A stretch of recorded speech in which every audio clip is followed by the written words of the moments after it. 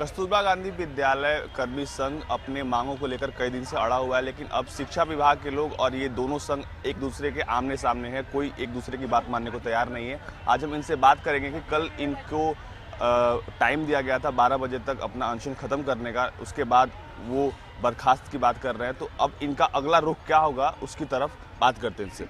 क्या अगला रुख है आप लोगों का, क्योंकि अब अनशन खत्म करने की बात कही जा रही है?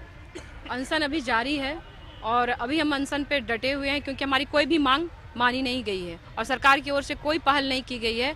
और हमको मीडिया के माध्यम से ही पता चला है कि हमें अल्टीमेटम दिया गया है, ये डेडलाइन दिया गया है। पर अभी हम लोग आप देख ही रहे हैं कि सारी बहनें हमारी अनशन पर कुछ लोगों की बर्खास्तगी की बात आ रही है कि कुछ लोग बर्खास्त कर दिए गए। कुछ लोग नहीं, सारे लोगों की बर्खास्तगी की बात है। तो हम सभी तैयार हैं कि अगर सब लोग को बर्खास्त कर देना चाहती है सरकार, तो हम लोग एक साथ बर्खास्तगी स्वीकार करेंगे। क्योंकि अगर सरकार हमारे अच्छे काम के लिए यही इनाम देना चाहती है तो वह भी हमें स्वीकार है। तो ऐसे में सवाल ये है कि शिक्षा पे बहुत ज़्यादा असर पड़ेगा, तो क्या आप लोग वापस नहीं जाएंगे? ये बिल्कुल सही बात है कि अगर हमने हड़ताल वापस नहीं ली तो झारखंड में बालिका शिक्षा पे बहुत असर पड़ेगा। आपने देखा होगा कि जो भी 10th और 12th के रिजल्ट आ रहे हैं, कस्तूरबा का रिजल्ट अन्य विद्यालयों से सबसे बेहतर है। और मीडिया ने भी इसे प्रमुख रूप से प्रमुखता से छापा कि कस्तूरबा ने बचाई झारखंड राज्य की लाज। तो जब हमने इतना अच्छा काम किया, 11 सालों में हमने इतना अच्छा रिजल्ट दिया, सिर्फ एजुकेशन के क्षेत्र में ही नहीं, बाकी जितने भी क्षेत्र हैं सभी क्षेत्रों में हमारी बच्चियां अव्वल आ रही हैं। तो सरकार उसके एवज में अगर हमें ये इनाम दे रही है कि मात्र हमारे 3 दिन के स्ट्राइक में, जब हम हंगर स्ट्राइक पे आए ही नहीं थे तभी हमें अल्टीमेटम मिल गया था फर्स्ट डे कि आप 10% ले लो और 10% लेकर अगर आप वापस नहीं जाते हो तो 2 घंटे के अंदर आपका टर्मिनेशन लेटर निकल जाएगा। हमने वहाँ उनकी बात को खारिज किया। उसके बाद हम हंगर स्ट्राइक पे आए। लगातार हमें धमकी पे धमकी मिलते जा रही है। अच्छा, अभी आप लोग जब ऐलान कर रहे थे तो बराबर कह रहे थे कि सीबीआई की गाड़ी या सरकार के लोग आपकी गतिविधियों पर नजर रख रहे हैं। तो सवाल, क्या डर रही है सरकार से? सरकार आपको ज्यादा फोर्स कर रही है यहाँ पे आके? बिल्कुल नहीं, बिल्कुल नहीं।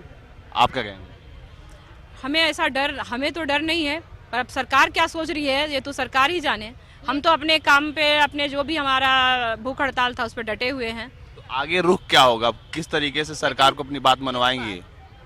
हम तो भूख हड़ताल के द्वारा ही अपनी सरकार को मनवाना चाह रहे हैं और वार्ता के लिए हम बार बार मीडिया में भी बोल रहे हैं कि हमें वार्ता के लिए बुलाया जाए, क्योंकि हम भी चाहते हैं हम अपने विद्यालय जल्दी से जल्दी जाएं और अपने काम पर वापस जाएं, क्योंकि हमको बालिकाओं से, अपने बच्चों से प्यार है। पर सरकार हमारी मांग नहीं मान रही है।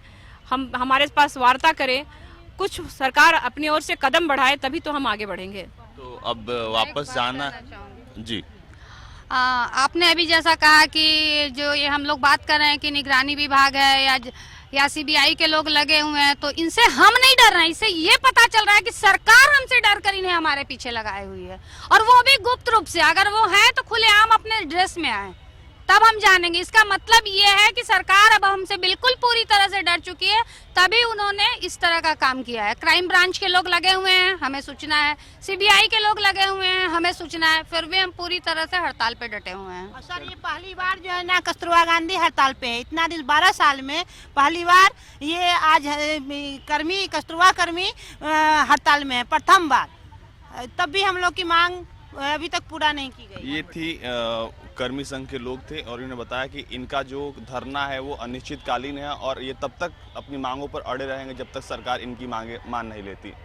सहयोगी कुणाल के साथ अजीत सिंह, जेके न्यूज़, रांची।